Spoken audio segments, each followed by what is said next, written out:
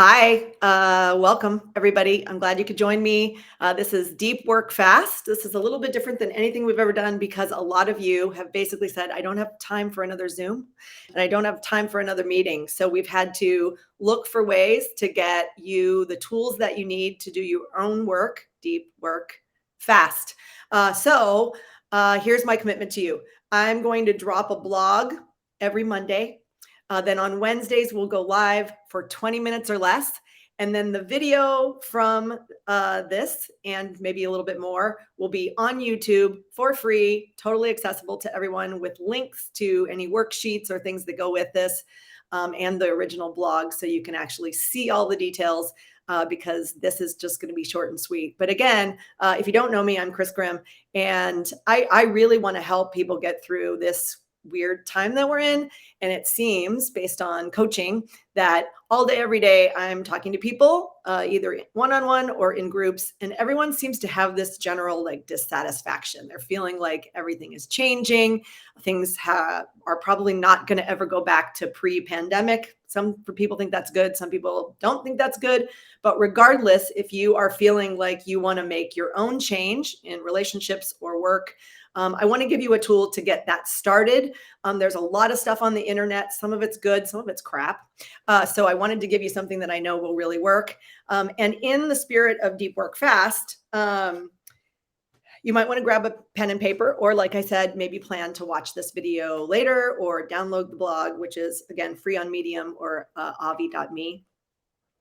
Okay, so I want to talk about this. So just to baseline, if you are feeling dissatisfied, if you have that kind of nagging, like you want something to change, maybe you've been thinking about that change for a really long time, but now you feel like maybe it's not optional anymore. You can't sweep it under the rug. You can't just tolerate it, whatever it is. You're not alone. That's happening, or I wouldn't be talking about it. So I want to give you 5 things to consider to help you get started and maybe make this a little less either overwhelming or push past the procrastination or whatever it is that might be holding you from doing what you think you need to do or whatever's bubbling up. Okay, so you might be a little surprised at these, but they are all really, really important. And the sequencing of this, I think it's important too.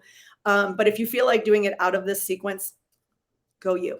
Okay, so the first thing in considering how you might make change, whether it's big or small, is for you to take an inventory of what you really love. Now, I'm going to say something, I hope it's not offensive, but I'm talking about like love, like full fuck yes, like not kind of like it, not I do it, I kind of like it because my spouse likes it or I have to do it. I want you to really figure out the few things that you love, like it makes you feel yummy. Now I know there's some of you who are like, what are you talking about? So the reason this is important, if it's not obvious, is that most of us spend a lot of our life and work doing things that we don't actually love. Even though you might like your job or like your career or feel like you're really good at it, there's a lot of tasks and a lot of things that we all have to do. And I hear it from all of you all the time. And I think Zoom is sometimes for people is one of those where it takes energy from you, doesn't give you a lot of energy. Things that we love doing with people who we love doing them with actually give us energy back, right? They fill us up. There's different ways and different language people use to say that. But I want you to find the things that do fill you up, right? The things you love with a capital L. I'm being annoying on purpose because I want you to remember this. And when you're doing the exercise, I want you to push past your brain's need to rationalize things like, well, I love my job because it pays me a lot. No, you might actually hate your job even though it pays you a lot. What you love is that you actually get the resources you need to live your life. I want you to name the things that you love, like give you energy. I'll give you an example. I love going to live sporting events. I cannot watch the same game on TV or live stream. It's not the same. It doesn't give me the same juice. It doesn't provide the same experience. So the yummy part for me is being in a stadium with a lot of people, specifically with my kids, usually people I love, and feeling the energy of it. I can't really describe that because it's so real for me. But like I said, it's not the same watching those same sports. In fact, sometimes I don't care about the sports, to be honest with you. I care about the experience. I love that. Another thing I really, really, really, really love is I love Maui and I love Hawaii. So what am I doing? I'm doing retreats there because I want to be there more. It's yummy. Okay, so enough of that. I think you get it, but a lot of people don't take time to make that inventory. So I want you to do that because I want you to know what fills you up. And again, don't write down things that are other people's. So just because your spouse likes to do something and you do it with them, the part that's probably filling you up is maybe the time with your spouse, not the actual thing. Whatever. Get your own story straight. So I want you to do that work. So what do I love? Love, love, love, love, love, deep love. Okay. Second thing is, what do I value? So this is a little tricky because most people have been trained to think about our values as some kind of thing that's aspirational or like words, like I value diversity. You might. But I want you to get past the intellectual part of this and actually take an inventory of what you value. Like, how do you spend your time and your money? I know for some people, this is like, whoa, this is a reality check I didn't want. But it's important, right? So our values are demonstrated in our actions, not what we say. And so often in coaching, what I find is that when we do a values exercise, for instance, people can say, I value this, but they might not actually spend time doing it. They might not be able to prioritize that thing or that person. And they might be spending their time and money. This is important because we spend our money on a lot of things, but oftentimes the things we value and love get prioritized out, right? Our work and the things we have to do oftentimes take precedence. And then, like I was saying to you before, what happens is that by the time we get into coaching, if someone is deeply dissatisfied, I can usually figure out that they're spending more time, energy, and money on the things they feel like they have to do versus the things that they actually really like and value or love and value. And so we want to get that back, right? I want to help you reprioritize because chances are if you want to make change and you're not feeling great, you don't have enough of that love and the things you value in the way you're spending your time and your money. So I do want you to take some time and, like I said, do the love inventory, then do the values inventory. What do I value? What do I say I value? I value time with my children. Great. Now do the reality check. How much time, quality time, do you actually spend with your children? That's the reality check. Like, I say this is important to me, but I'm doing this over here. So you might have to change that, but don't do that yet. Just take the inventory and get super real with yourself, right? That's part of why this is deep work fast, is we're going to get through the BS and help you get to what is real and authentic as quickly as you can. Okay, the third thing I want you to think about, get ready, because for a lot of people, this is really hard. Degree of difficulty 10. I want you to think about what legacy you want to leave when you die. Yeah, I need you to think about, I don't care how far away it is or how close it is. I need you to think about when you leave this life, what legacy do you want to leave? And I want you to push past the most obvious things. Most people say things like, I'm going to leave money to my kids. I'm going to leave a house or material items. I want you to think about the legacy as what you want to teach the people in your life, maybe your employees, maybe it's children, maybe you don't have any kids and it's just your partner, maybe it's the rest of your family. I don't care who. What legacy do you want to leave? How do you want people to talk about you when that's over? Now, I coach people. I know this is a difficult topic for a lot of people. Death is hard. Some people, it's super yucky and they don't want to talk about it at all. If you can't go all the way to the end of your life and think about the legacy you'll leave when you leave this life, then at least get to retirement or the time in your life where you're kind of winding it down, right? You're not probably going to be working as hard as you are now. For people who don't work in an actual paying job, but maybe you work in your home. I know that's work, by the way, I'm a mom. You need to think about that too, right? Like, so in the back half, like, what is the legacy I want to leave?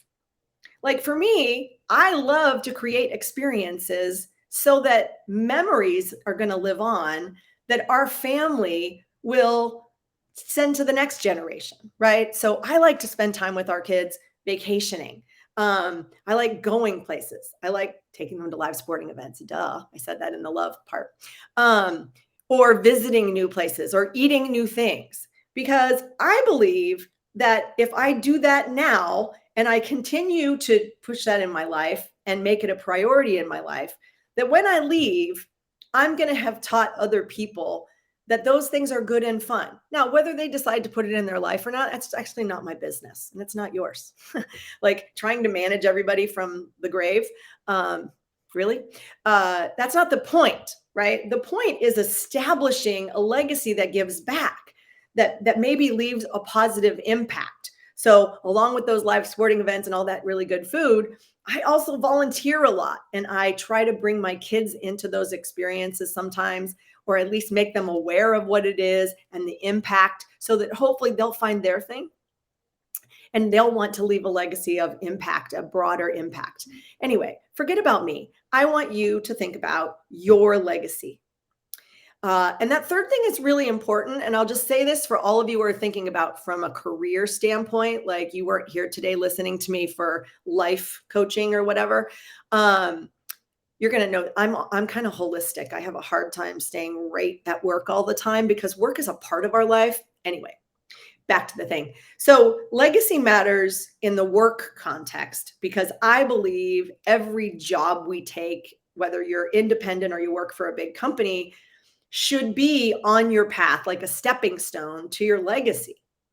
And so oftentimes, if there's people watching who I coach, I can't see everybody on every platform, but they would tell you that in coaching, this number 3 thing is a big part of it, where I say, okay, in the end, what legacy you're leaving, let's work backwards. Let's make sure that you're having day-to-day experiences in your work life, in your career, in your side hustle, in whatever you are doing as a vocation.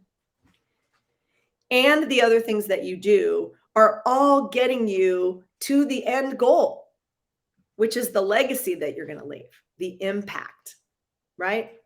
Okay, that's number 3. Now, you have to do this in sequence, I think, because the number 4 thing is thinking about how you measure success. And I believe that in the pandemic, a lot of things changed. And for a lot of people, their metrics of success changed, right? For some people, flying around, looking a certain way, going to conferences or going into an office was the way they used to function. You might be one of those people. I did a lot of that.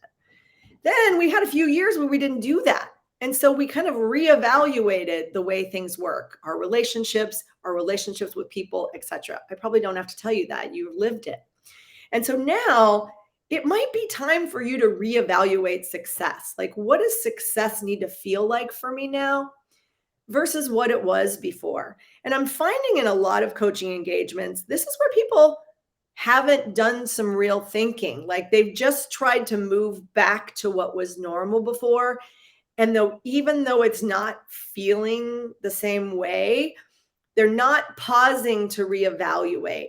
Or what you might be doing when you think about success is you might be thinking about success in old ways, and then you're stuck feeling like, oh, that's not going to work now. I can't be successful. I'll give you a really quick example of that. I'm coaching someone who's the head of sales for a really big company. That company used to do all of their biz dev and sales in person. They flew people around to go to meetings, to make presentations, to do demos, etc. And they prided themselves on doing big deals in person. Now, while some of that has come back, in their company, it's not all coming back. Their travel budgets have been cut. Their customers don't even want it to be the same way, right? So they've had to rethink what success for the biz dev and salespeople looks and feels like in a pretty micro level. And so for that leader, right, they're going, wait a minute, I did it that way for 30 years. Now what? Well, the now what is, how can you feel successful in the new world? There may be some things to unlearn, there may be things to relearn, but you can't know that until you redefine success for yourself. So don't skip that spot or that step, and don't use other people's opinion to be your success metrics. It's really, really important that, again, you go, what do I love? What gives me energy?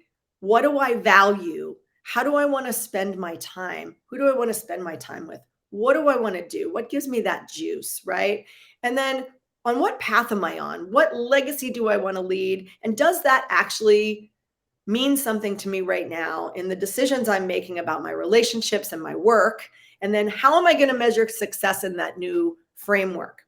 And then the last thing I want to leave you with is what change can you make? Now, for some of you, this could be the triggering part of this because maybe you don't like change. And I will say you would not be alone. One of the things I've learned about us as humans is that we change a lot of things and a lot of things change, but most of us don't actually love it, right? Like we actually want our little bubble to feel secure and safe and predictable, which is why oftentimes we stay in situations, relationships, and work that aren't great anymore, but it's a comfort zone and we can put up with it and we know who the devils are. So we stay there. We stay there a long time, sometimes forever, right? And what's happening right now is it seems like a lot of people aren't able to tolerate the things they were able to stay with before. You might be one of those people. I'm guessing that you probably are in some way, in some part of your life. So if that's the case, this last thing is really important. I don't want you to go through all these exercises. Deep work fast isn't like deep work recklessly. That's not what I'm asking for.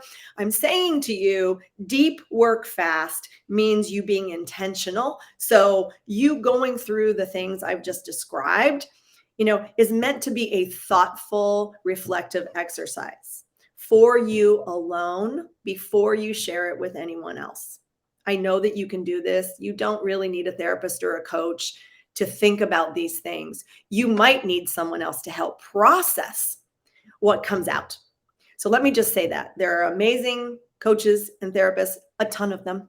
So I know you can find someone if in fact you need that. I would caution you that if you're going through the exercise and you're doing the work, right? You read my blog, you've maybe watched this video a few times, and you're thinking about, what do I love? What do I value? How do I spend my time and money? What legacy do I want to leave? What are my new metrics for success? And then you're thinking about, what can I change? You might need someone objective. Note that I said that, not your kids, not your spouse, not your girlfriend or boyfriend, not your boss. Maybe it's even some of your coworkers who you work with for a long time. They're probably not unbiased. They're probably not completely objective. So they can't really hear you talk about this in a way that's going to help them help you maybe make the shifts you need, which is that last thing. I call them micro shifts. I don't want you to make big, swinging, massive change immediately. I want you to think about the things that you could shift. I call them micro shifts because sometimes it's just a little change. Like some people say like get up early in the morning and exercise. Well, if that's one of the things you decided to make a priority because it fills you up and you feel great doing it, awesome, do that. But you don't have to go and sign up for something super extreme that's going to be massively disruptive to your life and to things. So we're at our 20 minutes. I am thrilled that you joined me today. Like I said, all of this is written in a longer blog post on Medium and avi.me. You can read it. You can watch this video starting on Friday on YouTube. And I'm really excited to be here. Pass this on to anyone. I've been coaching people a long time. I'm super excited to make this accessible to people in these little bite-sized chunks. deep work fast. It'll be here, Facebook, Instagram, and who knows, maybe other places. Okay, bye. Go do the work. Go. Love, value, legacy, success metrics, little changes. Go. Bye.